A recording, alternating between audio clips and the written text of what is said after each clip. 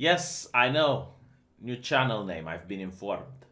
Thank you for letting me know in the comment section. See, how did I knew that you were going to post that in the comments? How did I, do you not see why you're subscribed to me? Because I know things. I know things. Anyway, I'll make a video about it later, and I'll explain why, and all will be revealed, and you'll be like, oh. But until then, let's talk about Half-Life, right? Because this is the topic of the video. Was playing with Arch Warhammer and Sargun. And all of a sudden I find out that they're releasing a new Half-Life, and I got excited. I got like a gilly little girl, like, they're releasing a new Half-Life. I rarely get excited anymore, I noticed. Usually I get disappointed. It's like, oh my god, that company is making that game. Oh no, no. You know, but now I was like really excited, and then I find out that it's for VR. And the excitement dies down. Let me tell you something about VR, okay? In case you're a person like I used to be who never tried it on, it's a unique experience. It is absolutely amazing. Words cannot describe just how awesome it is to play a game in VR. But there are two problems with it. Number one is the motion sickness. And some people have it, other people don't have it.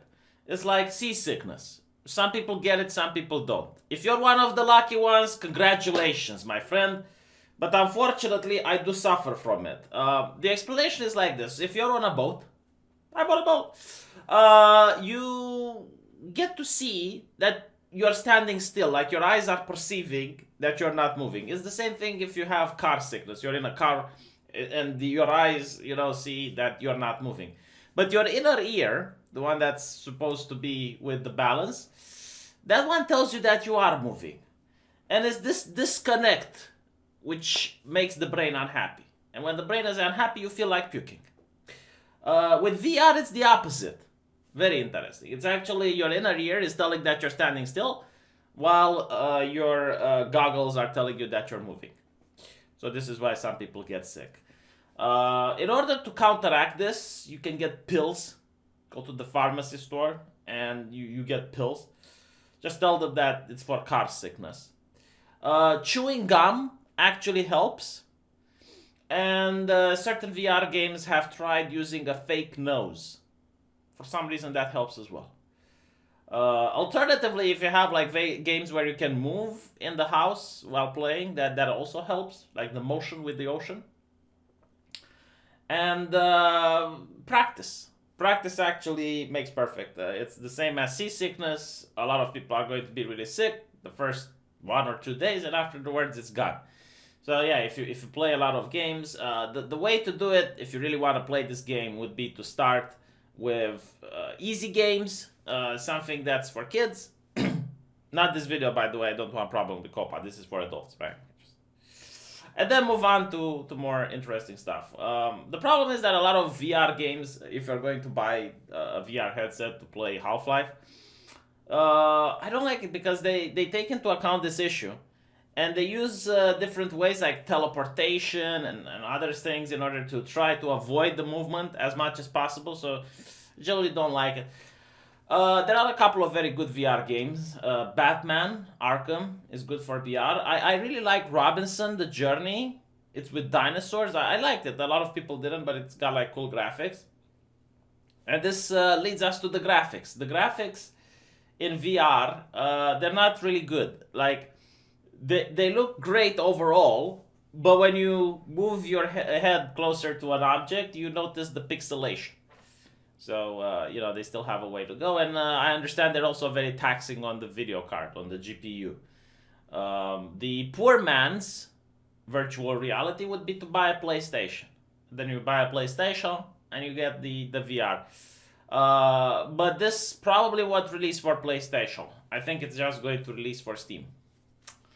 So, I don't know. I'm not going to buy a VR headset just to play this game, unfortunately. And I think it's going to be VR exclusive.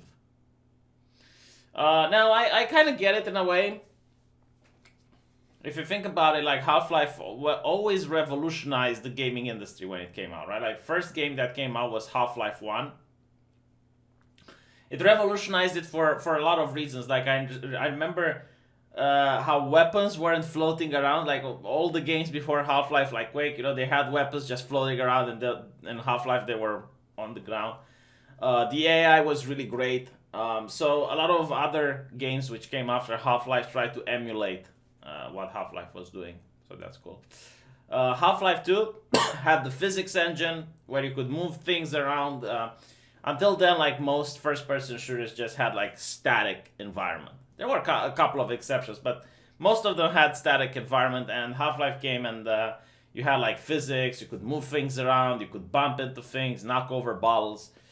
So like the Half-Life genre always revolutionized the industry, and now we're going to get a Half-Life VR. Not very excited, to be honest. Again, like I also loved the multiplayer in Half-Life, which led to the creation of the mod Counter-Strike. It was very popular at the time. But I can't imagine how it would be like to play multiplayer with VR in a game like Half-Life. Like I am going to become a frog by puking my stomach, like that chica from My Hero Academia. That's what I'm going to be if I play that game. So no, and also I don't own a VR for PC, which means I would have to upgrade my GPU, and I'm really not willing to do that. Maybe if the game turns out to be like so amazing that people after playing it they can't stop recommending it, I'll be like, all right, yeah, fine. But I doubt it. I genuinely doubt it. Also turns out that Valve still can't count to 3. No Half-Life Episode 3. No no Half-Life 3. Because this doesn't seem to be like Half-Life 3. It seems to be like a spin-off type of thing. And they're probably testing the waters.